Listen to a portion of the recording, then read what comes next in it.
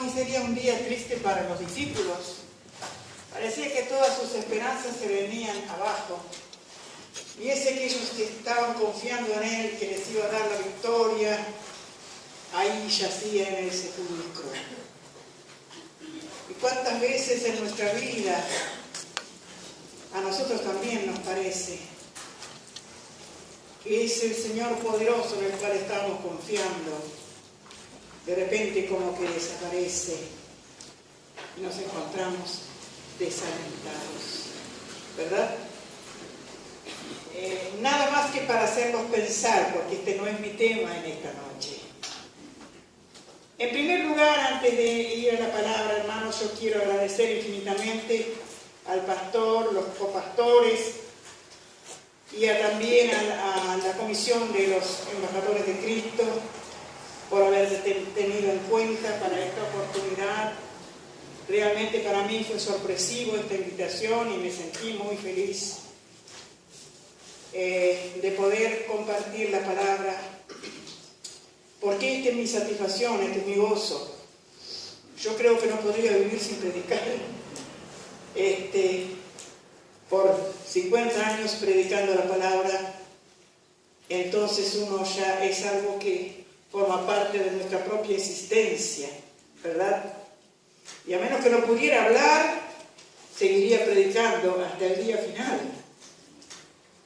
Quiero agradecer de manera muy especial a todos los que estuvieron participando de este campamento, también por su afecto, por su amor demostrado.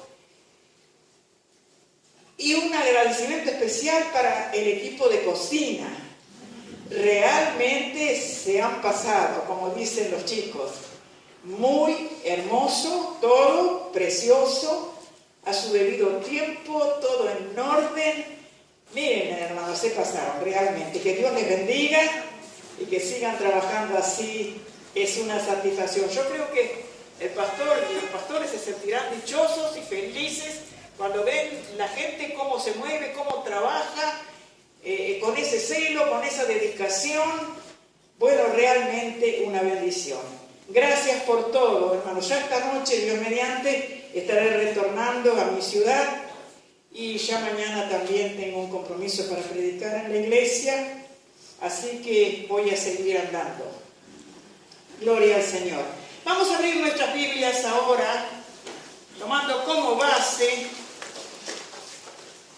un versículo que encontramos aquí en la carta de Santiago. Santiago capítulo 1.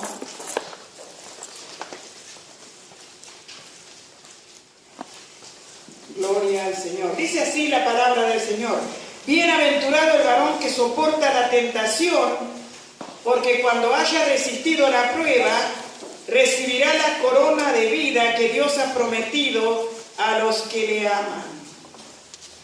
Bueno, si ustedes siguen leyendo, hay mucha claridad en este pasaje, pero voy a detenerme aquí. Vamos a estar orando al Señor para que Dios, a través de esta palabra, ministre nuestras vidas. Por cierto que a mí me ha ministrado en más de una ocasión este mensaje, y es que quiero compartirlo con ustedes. Yo había prometido que iba a hablar acerca de el asedio del pecado. Era mi tercer tema que pensaba tratar, pero ahora vamos a dejarlo de lado y yo quiero hablar un poquito sobre este tema. Vamos a inclinar nuestros rostros, vamos a adorar a nuestro Dios y vamos a decirle sinceramente: Señor, habla conmigo en esta noche. Abre mis entendimientos y mi corazón, de manera que tu palabra pueda realizar en nosotros la obra que tú te propones. Padre, en este momento, en el nombre precioso de Jesucristo, te agradezco infinitamente, Padre, por poder estar aquí en este lugar para compartir tu santísima palabra. Te pido, Padre, que la unción divina del Espíritu Santo pueda estar sobre mi vida en esta ocasión, especial cuando debo hablar tu palabra, de manera, Señor, que pueda hacerlo de manera clara, sencilla, Señor, pero bajo esa unción divina del Espíritu Santo. Para eso, Señor, me encomiendo en tus manos y al obrar de tu Espíritu divino, en el nombre poderoso y eterno de Jesucristo. Amén y amén. Leyendo este pasaje vemos que él emplea la palabra tentación y luego emplea la palabra prueba, prácticamente como sinónimos. Prueba y tentación. Porque en realidad las pruebas también van a afectar nuestra fe, o fortalecerla o debilitarla. Y la tentación es también otra prueba, pero capaz que en otro sentido, porque apela más bien a nuestra naturaleza caída. La prueba apela a nuestra fe, combate nuestra fe, vienen las dificultades, vienen los problemas, pero la tentación afecta a nuestra condición de creyentes. ¿Por qué? Porque apela a nuestras debilidades, a nuestras flaquezas, a los deseos de nuestra carne. Yo quiero referirme a este tema porque es común a todo creyente. Aquí no están excluidos nadie. La tentación es algo donde nosotros tenemos que enfrentarnos toditos los días y todita nuestra vida. La tentación es un tema común a todo creyente, a los jóvenes, a los niños, a los ancianos, a los letrados, a los ignorantes, a los ricos, a los pobres. La tentación es común a todo creyente, al obrero como al pastor, porque tampoco estamos excluidos nosotros. No tenemos coronita de oro. El diablo sabe esto. Somos un ser humano como cualquiera de los demás. Así que estamos expuestos también a la tentación. Los obreros como el pastor, estamos todos expuestos a lo mismo. Ahora pregunto yo, definiendo la tentación, ¿qué es la tentación? Ahora voy a hablar de la tentación.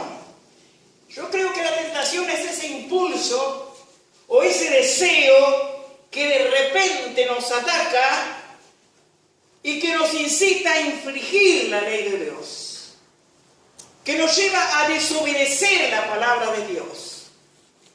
Esto es tentación. La tentación en sí no es pecado, mis amados, porque hay personas que de repente, o jóvenes que de repente se sienten tentados y están como avergonzados, están como diciendo, pero ¿cómo yo puedo pensar esta cosa? ¿Cómo yo puedo sentir esto? ¿Cómo puedo? Miren, la tentación no es pecado, porque vamos a tener que soportar la tentación durante toda nuestra vida mientras estemos en la carne. Lo que es pecado es ceder a la tentación. Ahí está el pecado, ¿verdad? El apóstol dice, el pecado está en aquel que sabe hacer lo bueno y no lo hace. Entonces la tentación no es pecado, el pecado es ceder a la tentación. Y la tentación siempre presenta al pecado atractivo, pero nunca irresistible. Es atractivo, pero nunca irresistible. Y estaba escuchando a alguien en cierta oportunidad, o leyendo, no recuerdo exactamente, pero me interesó esta definición, esta explicación que daba. ¿Cómo opera la tentación? Y dice que la tentación sigue el modelo de un aviso publicitario de televisión. Como alguien dijera. Y nosotros miramos los avisos de televisión, de cualquier producto, de una ropa, de una marca, de ropa o de calzado, o alguna crema, o algo. Y lo primero que hace, de tanto repetir, va llamando nuestra atención. Y el pecado también, hermanos, comienza a atacarnos, mostrándonos las cosas lindas, cómo podemos disfrutar mejor de la vida, que esto, que lo otro. Y allí comienza a llamar nuestra atención. De la misma manera que el aviso publicitario llama la atención. Pero luego de tanto verlo, de tanto escucharlo, ¿qué empieza? ¿Qué sigue después? Crear interés. Ay, cómo me gustaría probar esa crema, o cómo me encantaría tener esos zapatos, o cómo me gustaría comprar esto, lo otro que está, dice que es muy bueno, dice esto, que fulana lo compró y que es hermoso, que no sé cuánto, y crea interés. El pecado es lo mismo. Él trabaja, aquí, ¿no? Hasta que crea interés. Pero ¿cómo será? ¿Por qué no te animas? Y Satanás te dice, ¿por qué no te animas a probarlo? Probarlo. Porque ahí está él. ¿Tú no te animas? Pero sería bueno mismo, ¿no? Por lo menos uno tiene una experiencia. Crea interés. Qué tremendo. Después, ya no es solo interés. Ahora es más profundo. Apela a los deseos. Despierta deseos. Y el deseo es fuerte. Y la carne es fuerte. La carne es débil, digo. Y el espíritu es fuerte, pero la carne es débil. Y cuando empieza a despertar el deseo, pues ahí la cosa se pone más picante. Y si nosotros no sabemos resistir esto, si nosotros no sabemos buscar a Dios en su debido tiempo, si nosotros no sabemos ponernos firmes en el Señor para decirle no al pecado, hermanos, esto nos va a llevar a la acción. No simplemente interés, no simplemente querer probarlo, ahora es un deseo, más que eso, es un deseo. Y el deseo siempre va a impulsar a hacer aquello que es contrario a la ley de Dios. Vamos al libro de Génesis, porque hay algo aquí que es interesante. Tiene un enganche con lo que yo quería compartir al comienzo. Capítulo 4 del Génesis. Espero no extenderme mucho, yo no soy de predicar muy largo, pero miren ustedes acá. Vamos a mirar un poquito en la caída de Caín.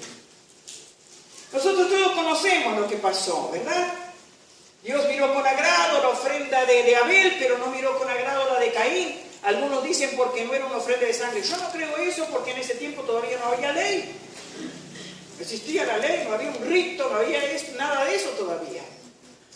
Yo creo que más que nada es la actitud del corazón. Y no agradó, y él ya se enojó. Y ya cambió su semblante. Pero me gusta lo que le dice el Señor ahí.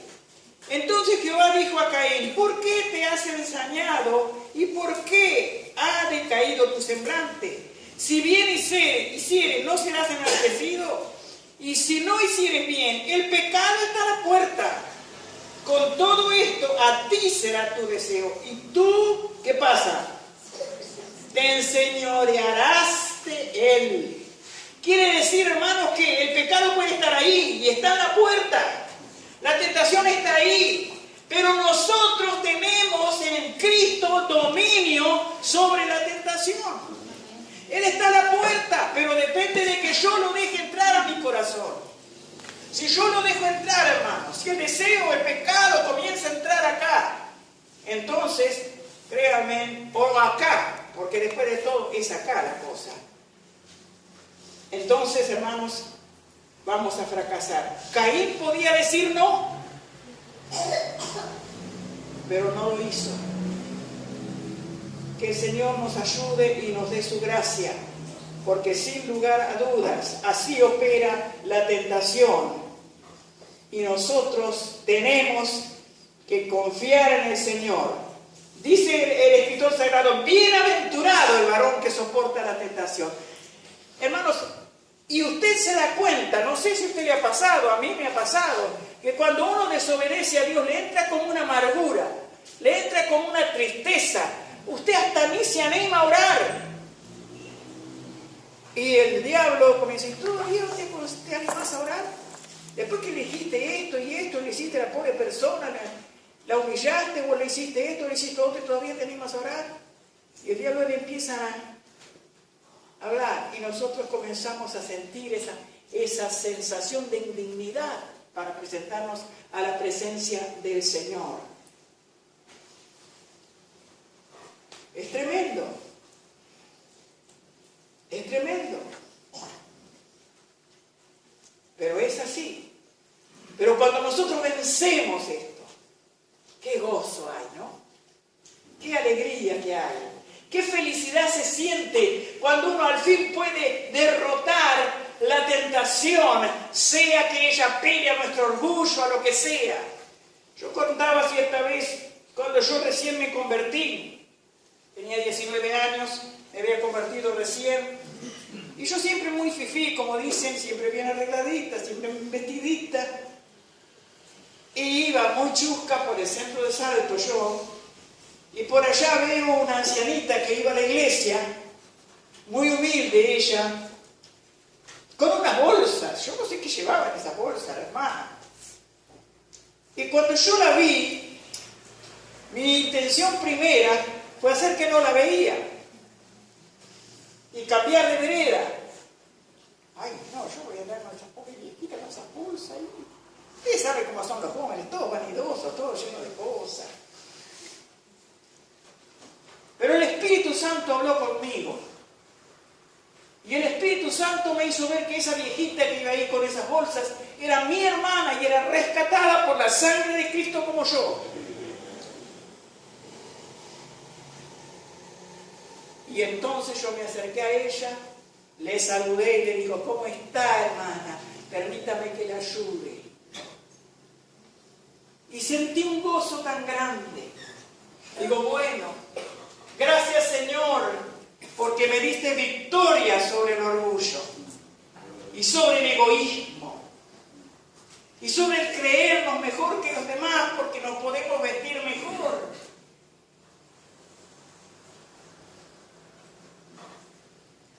Por eso que el escritor sagrado dice, bienaventurado el varón que soporta la tentación. Es feliz, somos felices cuando podemos decirle no al pecado. Somos felices cuando podemos sobreponernos a las pruebas que parece que ellas van a aplastarnos, van a derrotarnos y nosotros podemos levantarnos en el nombre de Jesús y entonces nos sentimos felices. Aleluya. Porque sabemos que nuestro Dios es poderoso. Hermanos, hay 3 fuentes de tentación que tú y yo tenemos que enfrentar siempre mientras vivamos aquí. Una de ellas es mi propia naturaleza. Miren lo que dice aquí en Santiago. Vamos a ir un poquito ahí también. 13:15. Cuando alguno es tentado, no diga que es tentado de parte de Dios, porque Dios no puede ser tentado por el mal ni Él tienta a nadie, sino que cada uno es tentado cuando de su propia concupiscencia es atraído y seducido. Entonces la concupiscencia o el deseo, la codicia, después que ha concebido, da luz el pecado, y el pecado, siendo consumado, da luz que la muerte espiritual. Así que nuestro principal enemigo es nuestra propia naturaleza. Hermanos, como dije, hay una dualidad en nosotros. Por un lado, la carne queriendo hacer los deseos de nuestra carne. Y por otro lado, el Espíritu queriendo hacer la voluntad de Dios. Y hay una lucha interna ahí. Son como 2 guerreros que están combatiendo. Y aquel que está mejor equipado, mejor alimentado, ese va a tener la victoria. Si tú alimentas la carne, te pasas mirando películas pornográficas, te pasas mirando cosas que despiertan los deseos de tu carne. Tú vas a estar débil cuando venga el momento de la tentación o de la prueba. Pero si tú llevas una vida de búsqueda constante de Dios, y con eso no quiero decir que debas estar viviendo de rodillas las 24 horas del día, porque esto es imposible. Pero sí que aprendamos a depender de Dios y aprendamos a mantener abierta la línea de comunicación con nuestro Dios. A veces nos parece que orar al Señor es solamente de rodillas o de voz audible. Pero hermanos, orar a Dios es elevar a Él también nuestro pensamiento. Es estar constantemente buscando su presencia. Hermanos, hay que aprender a vivir, como dice Pablo, orando sin cesar. Usted está ahí, va a entrar al liceo, pero ya ahí a la puerta uno dice, Señor, voy a entrar a estudiar, tú sabes que el ambiente es difícil acá, pero yo quiero que tú vengas conmigo, ayúdame. Ahí estás orando. De repente no estás diciendo nada que te oigan, pero tu corazón, tu mente está elevada al Señor. Recuerden a Ana. Ana dice que estaba orando, pero no se oía lo que decía. Pero Dios no oyó la oración porque Ana no hablaba fuerte. Y parece que el Señor es sordo, algunos piensan. Si yo no le digo, Dios no entiende, no sabe lo que yo estoy diciendo. Yo tengo que decir. Hermanos, eso es ignorancia.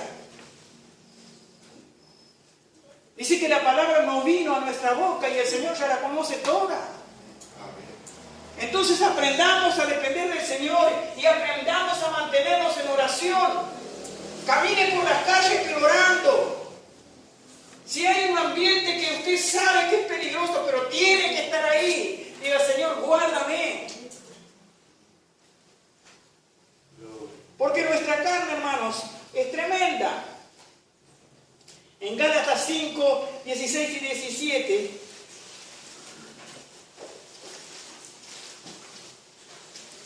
si alguien encuentra, me la lee, por favor. Gloria al Señor. Que si no, lo leo yo nomás. Digo pues, andad en el Espíritu y no satisfagáis los deseos de la carne. Porque el deseo de la carne es contra el Espíritu y el del Espíritu es contra la carne. Y éstas se oponen entre sí, para que no hagáis lo que quisierais. ¿Qué les parece? Nuestra carne es nuestro principal enemigo. El otro enemigo es el mundo. El apóstol Juan dice, no me dice el mundo ni las cosas que están en el mundo. Si alguno ama el mundo, el amor del Padre no está en él. Ahora, hay distintos conceptos. Estaba diciendo al comienzo, el mundo no es el cosmos, no es la creación. Eso Dios nos manda a amar, nos manda a cuidar. Y ahora más que nunca se le está dando más énfasis en cuidar nuestro mundo. Cuidar la naturaleza, cuidar el agua, cuidar todo lo que Dios creó. Tampoco es la gente. Si ven, nosotros decimos todo el mundo, y cuando hablamos de todo el mundo estamos pensando en la gente. Yo tengo que amar a la gente, porque Cristo murió por la gente. Entonces tampoco es la gente, tampoco es la humanidad. Pero es el sistema que impera en este mundo gobernado por las tinieblas. Ese que crea modas que son para perdición, para perversión. Para fomentar el ego, la lascivia, los deseos carnales. Ese mundo que yo no debo amar. Porque yo me rijo por otras leyes. Y porque yo no soy ciudadano de este mundo. Porque yo soy ciudadano del cielo. Y porque las leyes que yo tengo que acatar son las que vienen de arriba. Y están en esta bendita y gloriosa palabra. Y el otro enemigo, archienemigo, es el diablo. Pero Santiago dice, resistid al diablo y él huirá de vosotros. Y Pedro dice que él anda como león rugiente buscando a quien devorar. Él no duerme, él no descansa y él te persigue siempre.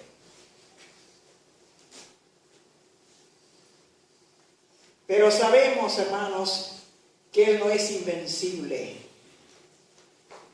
Él no es todopoderoso, Y Él no es omnisapiente tampoco, aunque muchos creyentes creen que el diablo es omnisapiente. Grave error.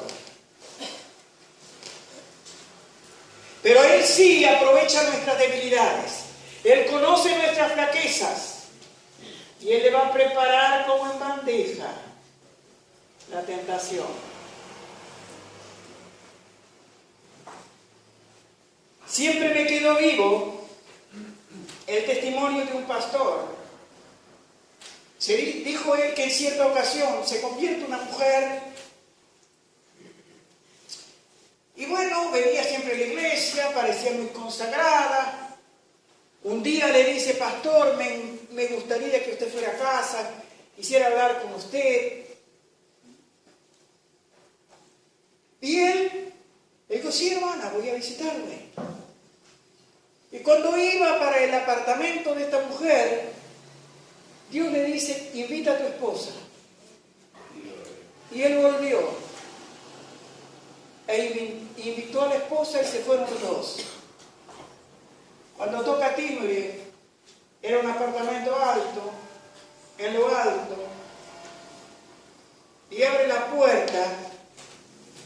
La mujer le esperaba con un desabillé bien transparente y en ropa interior. El diablo presentándole la tentación en bandeja para hacer caer a este siervo de Dios. Pero el Espíritu Santo siempre nos va a alertar. El Espíritu Santo siempre nos va a mostrar el camino. El Espíritu Santo va a descubrir las estratagemas del diablo para que nosotros podamos estar alerta. Él fue obediente, volvió a su casa, invitó a su esposa y se fue con ella. ¿Se pueden imaginar cómo quedaría la candidata ante esta realidad? Entonces, mis amados, el diablo aprovecha las debilidades nuestras y él va a presentar todas las cosas de una manera bien bonita. Como él sabe camuflar todo. Él le da un cariz de legitimidad a cosas que son aberrantes. Lo estamos viendo ahora en nuestra sociedad, ¿verdad? Lo estamos viendo ahora, hermanos. Pero, hermanos amados, sepamos una cosa. Tenemos que tener presente una cosa, hermanos. Ahora, ¿cómo nosotros podemos vencer la tentación? En primer lugar, usted evite los lugares o cosas que sean una tentación para usted. Pueden ser libros, películas, programas de televisión, música y aún internet. ¿Saben ustedes? Yo soy la loca de los gatos. A mí me encantan los gatos desde pequeña. Y un día digo, voy a ver internet gatos. Así que puse una página ahí donde era puro gatos. Y había gatos de todo tipo. Gato peludo, gato pelado. Gato con ojos celestes, gatos con ojos de otro color. Y había gatos preciosos. Yo me deleitaba mirando los gatos. ¡Ay, cuál de todos más precioso! Pero por allí mezclado apareció otra cosa que no era un gato.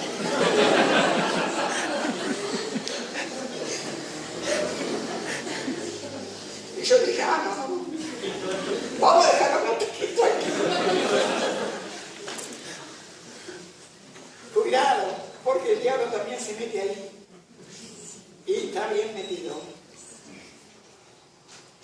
Santo remedio, no busqué más gatos. Es así. Son realidades que no podemos eludir, pero que podemos evitar. No tenemos por qué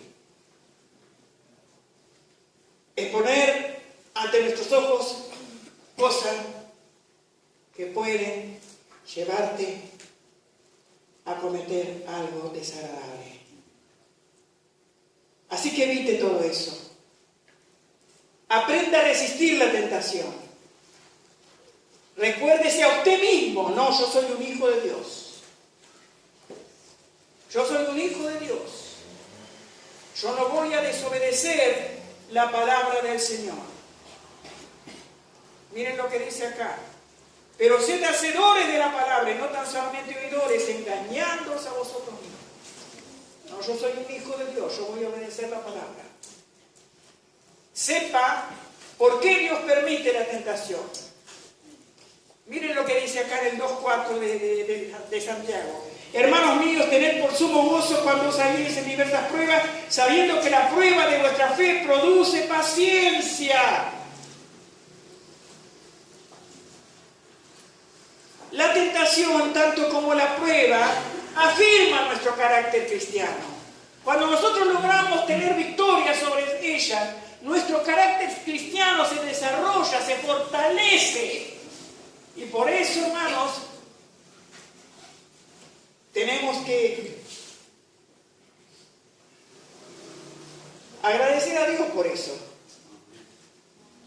No es muy agradable, pero si no hubiera tentación, no sabríamos nosotros hasta qué punto amamos a Dios y hasta qué punto Dios es poderoso para darnos la victoria.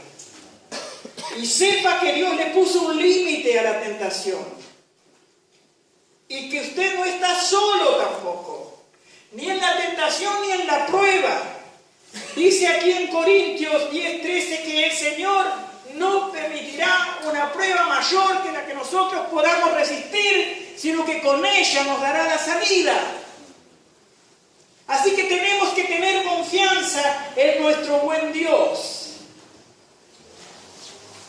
En Hebreos 4:14-16 dice que no tenemos un sumo sacerdote que no pueda compadecerse de nuestras debilidades, sino alguien que fue tentado en todo según nuestra semejanza, pero sin pecado. Él puede ayudarnos, pero tenemos que buscar su gracia. Tenemos que clamar, tenemos que entregarle todo nuestro ser. Tenemos que confesarle nuestra debilidad. Tenemos que ser sinceros con Él. Pero la otra cosa es que si usted cayó en tentación, levántese. No se quede postrado. Levántese y confiéselo al Señor y pídale perdón. Dios es bueno, mis amados. Él es bueno. Miren lo que dice aquí en 1 de Juan. Vamos a estar mirando, por favor, porque es un versículo precioso que nos alienta y nos anima. 1 de Juan, capítulo 2, verso 1. Hijitos míos, estas cosas escribo para que no pequéis, y si alguno hubiere pecado, abogado tenemos para con el Padre, ¿a quién?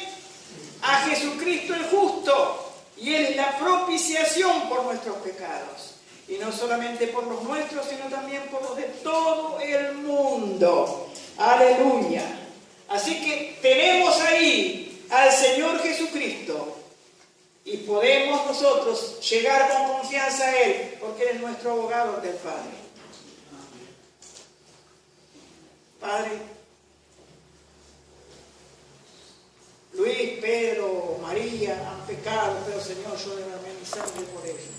Y ellos están clamando ahí, confiando en el poder de mi sangre derramada. Ese sumo sacerdote intercediendo por mí y por ti. Gloria al Señor.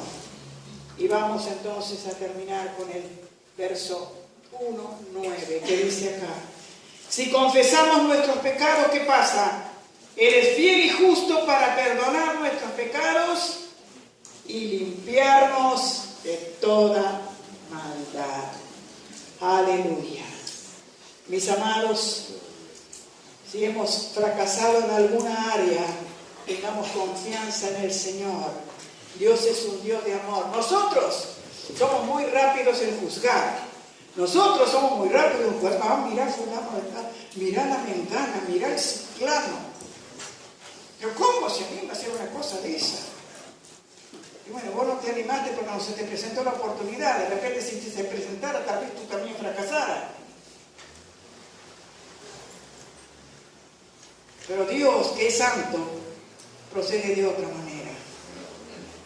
Él sí que tenía todo el derecho de acusarnos, pero sin embargo está dispuesto a perdonarnos. Siempre y cuando nos arrepentamos. Nos arrepentamos. Dios es amor. Miren, hermanos, si Él nos manda a perdonar a nuestros hermanos que nos ofenden 70 veces 7, hermanos, en el día, cuanto más nos perdonará Él si nosotros vamos con un corazón humillado a su bendita presencia. Hermanos, sepa que la tentación es un problema contra el cual usted tendrá que luchar todos los días de su vida, mientras vivamos en este mundo. Por tanto, mantengámonos en comunión íntima con nuestro Creador. Busquemos cada día la llenura del Espíritu Santo y sepa que la palabra de Dios le dice que usted es un varón o es una mujer feliz cuando soporta la tentación. Y cuando usted haya vencido la tentación, llegará el día cuando usted va a recibir la corona de vida que Dios ha prometido a los que le aman. Yo quiero tener esa corona. ¿Tú? Un amén flaquito. Entonces, mis amados, que el Señor nos ayude y nos dé su gracia, porque todo depende de nosotros.